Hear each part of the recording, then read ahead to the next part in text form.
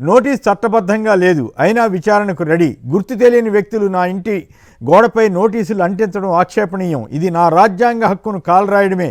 బాధ్యత గల వ్యక్తిగా దర్యాప్తును సహకరిస్తానని కేసీఆర్ గారు ఇవాళ మధ్యాహ్నం 3 గంటలకి సిట్ విచారణకు అందుబాటులో ఉంటానన్నారు. సో ఇవాళ అంతా ఈ తెలంగాణ అంతా ఇది సందర్గా ఉంటుంది. ఏ ట్విస్టులు తీసుకుంటుంది ఏంటనేది చూడాలి.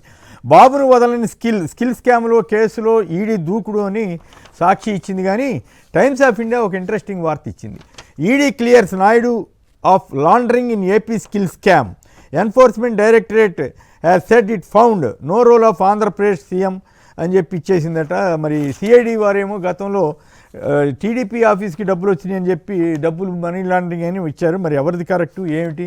మరి ఇది ఈడీ పద్ధతి ప్రకారం చేసిందా లేకపోతే సిఐడి పద్ధతి ప్రకారం చేసిందా? ఇవన్నీ కూడా భవిష్యత్తులో చర్చకు వస్తాయి. ఎంఆర్పిఎస్ నేత దారుణ హత్య. కర్నూలు జిల్లాలో ట్రాక్టర్తో ఢీకొట్టి రాళ్లతో విచక్షణారహితంగా దాడి చేసిన దుండగులు. ఏమిటో ఈ దళిత పాపం చాలామంది హత్యలకు గురవుతున్నారు. మొన్న సాల్మాన్ అనేటువంటి ఆయన పల్నాడులో హత్యకు గురయ్యారు. అరవశ్రేదర్ సిఫారసులతోనే అబార్షన్.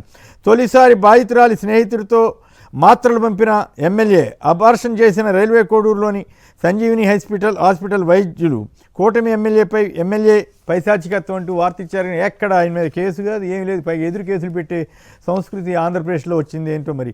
పింఛన్ పంపిణీ వద్ద తోపులాట, వృద్ధురాలు బలి. ఉదయం 11 గంటల నుంచే పింఛన్ల కోసం వృద్ధుల పడిగాపులు. 10 గంటల తర్వాత మొదలైన పంపిణీ అంటూ మరో వార్తనిచ్చారు. అనుమానాస్పద స్థితిలో యువకుడు మృతి. మచిలీపట్నంలో ఓ యువకుడు అనుమానాస్పద స్థితిలో మరణించారు.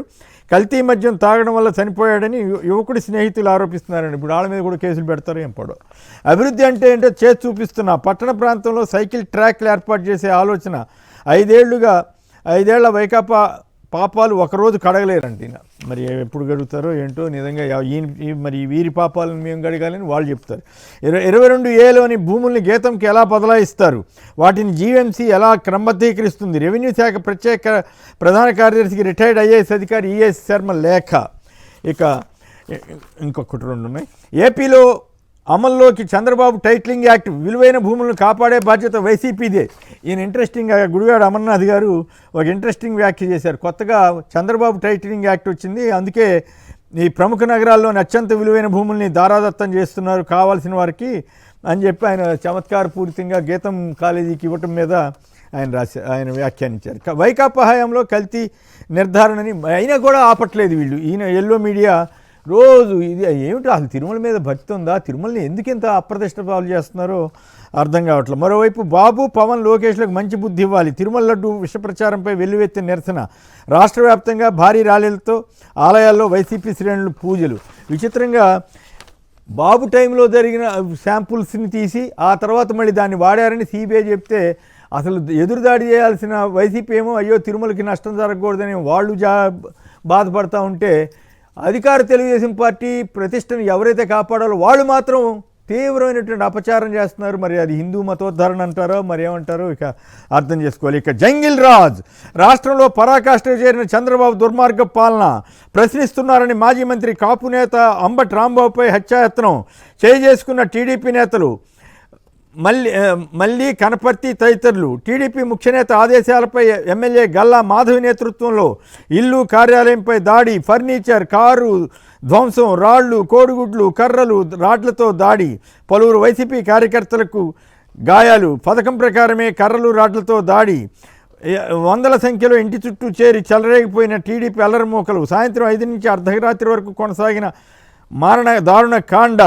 రాత్రి 10 గంటలకు పార్టీ కార్యాలయానికి నిప్పు పెట్టిన రౌడీలు. లోకేష్ కార్యాలయం నుంచి ప్రతి నిమిషం పర్యవేక్షణ. అక్రమం కేసుతో అంబటికి అరెస్ట్. గుర్తు తెలియని ప్రాంతానికి తరలింపు.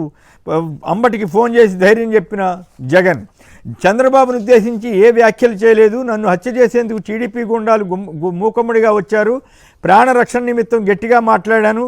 అరెస్టుకు సిద్ధంగా ఉన్నా, బెయిల్కు కూడా దరఖాస్తు చేయను అని చెప్పినా కూడా అంబటి రాంబాబు ఇంటి మీద ఆ రకమైనటువంటి దౌర్జన్యపూరిత క్రీడ జరిగింది. మీ దుర్మార్గాలను ప్రశ్నిస్తే హత్యాయత్నాలు చేస్తారా? తిరుమల లడ్డు ప్రసాదాన్ని అడ్డు పెట్టుకుని మీరు చేసిన కుట్ర విఫలం కావడంతో భంగపడి మా వారిపై దాడులు చేస్తారా అంటూ జంగిల్ రాజ్ అన్న వ్యాఖ్యలు చేసినటువంటి వైఎస్ జగన్. అయితే ఎల్లో మీడియా మాత్రం ఎక్కడ ఫ్లెక్సీల గురించి కానీ ఆ తర్వాత రంబటి రంభం మీద జరిగిన దాడి గురించి కానీ ఇవేమి రాయకుండా అంబటి నోట మురికి మాటలంటూ వీళ్ళు రాశారు. ఇంకా దారుణంగా అసలు రోజంతా రైలు పోయిందంటే గుంటూరు, అంతేగాని ఈ దాడి చేయటం విధ్వంసం ఈ తప్పని రాయట్లా. ఆ రోజుల్లోనేమో వాళ్ళు ఎన్ని బూతులు మాట్లాడినా అదే కరెక్ట్ అన్నట్టుగా రాశారు. ఇప్పుడేమో దాడులు చేయడం కరెక్ట్ అని రాస్తున్నారు. అట్లా అయిపోయింది. రెండు తప్పని రాయాల్సినటువంటి మీడియా ఈ రకంగా మారింది.